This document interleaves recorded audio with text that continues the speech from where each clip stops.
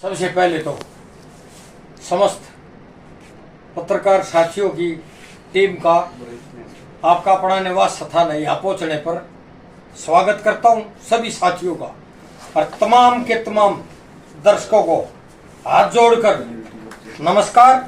नरेश प्रधान आपके भाई का, और आज बड़े दुख के साथ मैंने आपको याद किया है।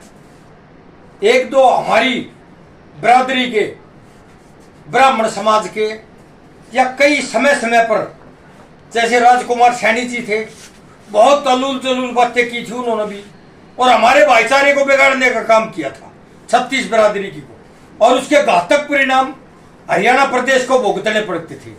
और समय समय पर इस तरह के सटियाए हुए कई वृद्ध नेता अलूल जलूल बातें समय समय पर करते हैं जो हरियाणा प्रदेश के भाईचारे पर घात लगाने का काम करते हैं।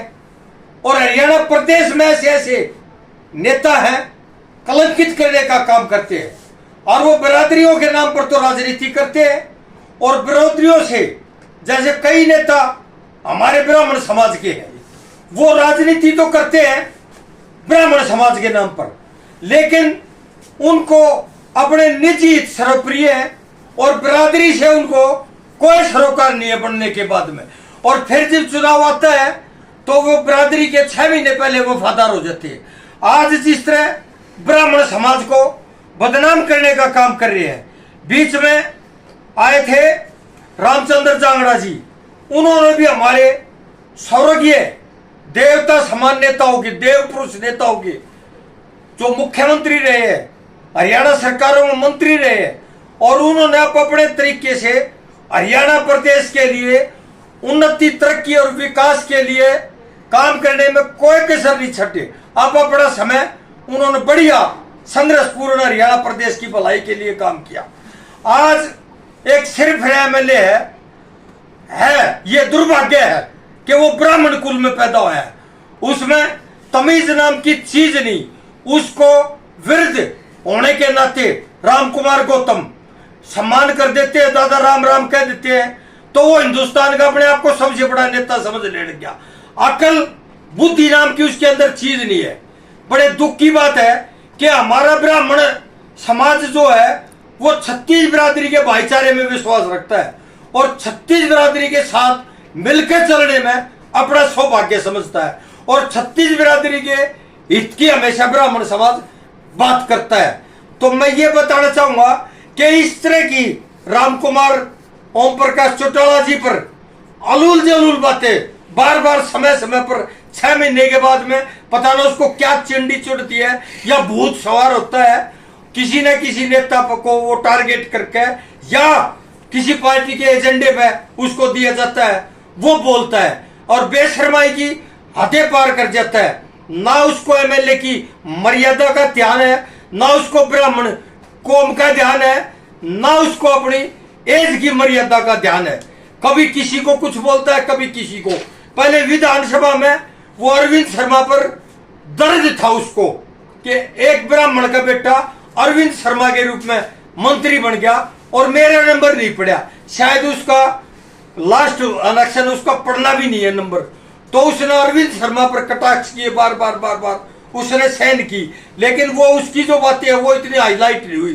तो अरविंद शर्मा ने उसको बोला कि ये तो 10 किलो गोबर खा गया था, अड़ंगा खा गया था। जब हमारे को दुख होया था कि भाई अरविंद भाई साहब को कम से कम इसकी एज की तरफ देख लेता, पार्टी का एमएलए है इस तरफ देख लेता, लेकिन ये आए दिन आज ओम प्रकाश चौटाला जी जो देवलोक में चले गए, देव पुरुष स्वर्ग से धार गए, कल ये और नेताओं के बात है, बिरादरी पर, जाट समाज पर कटाक्ष करता है। जाट समाज बहादुर समाज है और मेरे जैसे गरीब घर के व्यक्ति को करोड़ों रुपए चंदा देकर इंडिपेंडेंट जाट समाज के बिना अधूरे हैं भाई साहब, उनकी मेहरबानी और आशीर्वाद नहीं होता तो कभी एक गरीब घर का बेटा नरेश प्रधान के रूप में विधानसभा नहीं देख सकता था। तो आज वो कह रहे हैं कि ओम प्रकाश चौटाला जी ब्राह्मणों से एलर्जी रखते थे, ब्राह्मणों का भला नहीं करते थे, ब्राह्मणों से कट से थे। मैं ये कह रहा हूं जो इस तरह की अलूल जलूल बातें करते हैं, रामकुमार गौतम हो या कोई अन्य ये बिल्कुल अपने समाज पर और हरियाणा प्रदेश की राजनीति में कलंक है। और एक विधायक जी शर्मा जी कह रहे थे कि इन पर कार्रवाई होनी चाहिए। जो जातिवाद, जो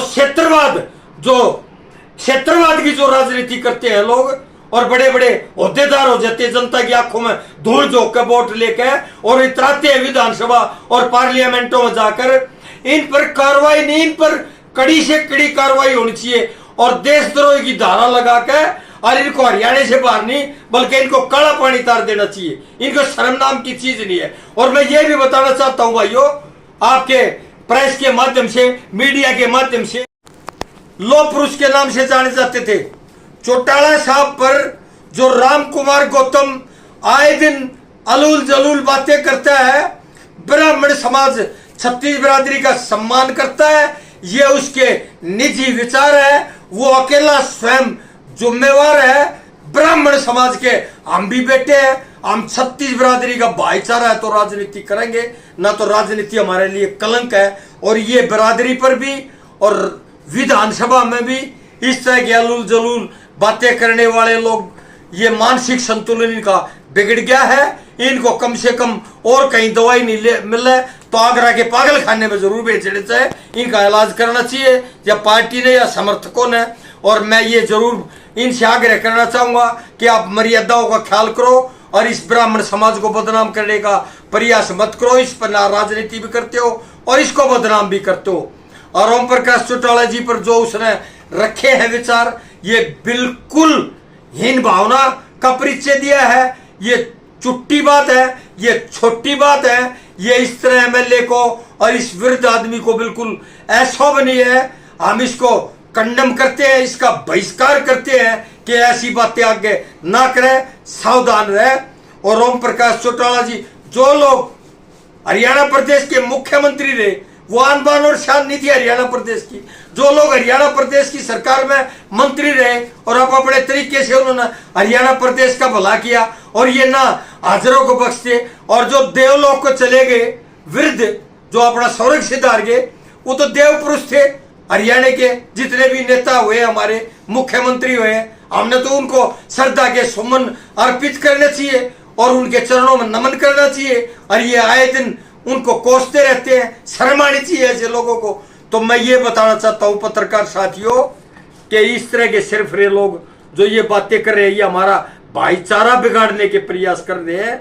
छत्तीस बिरादरी के भाइयों से हम ये अपील करते हैं कि ये इनकी निजी विचार है और हम छत्तीस बिरादरी के भाईचारे में विश्वास रखते हैं। और चाहे वो किसी भी पार्टी का नेता हो जिसने संन्यास ले लिया, वृद्ध हो गया, या जो देव पुरुष देवलोक को चला गया, उनको नमन करते हैं और अपील करते हैं कि इस तरह के सिर्फ रे लोगों की बातों पर ध्यान ना देकर छत्तीस बिरादरी का भाईचारा बनाए रखे। और हम एक सामाजिक कार्यकर्ता होने के नाते से छत्तीस बिरादरी के भाइयों को समर्पित भाव से 24 घंटे में किसी भी टाइम हमारे को उठाओ, हमारे लायक सेवा हो तो हम आपका सम्मान भी करेंगे और आपकी सेवा भी करेंगे। इसमें कोई गलत बात कह दी हो तो माफी। जय हिंद। नहीं, ना मैं इनेलो की तरफ से प्रतिक्रिया कर रहा हूं, ना इनेलो पार्टी की तरफ से। पार्टी का अंदरूनी मामला है, वो पार्टी की तरफ से भी अब तक 10 नेताओं को बोलना चाहिए। क्या साफ सूंघ के उनको क्यों नहीं बोलते? ऐसे लोगों का जमकर विरोध होना चाहिए, बल्कि अब तक तो प्रदर्शन हो जाने चाहिए थे हरियाणा प्रदेश में।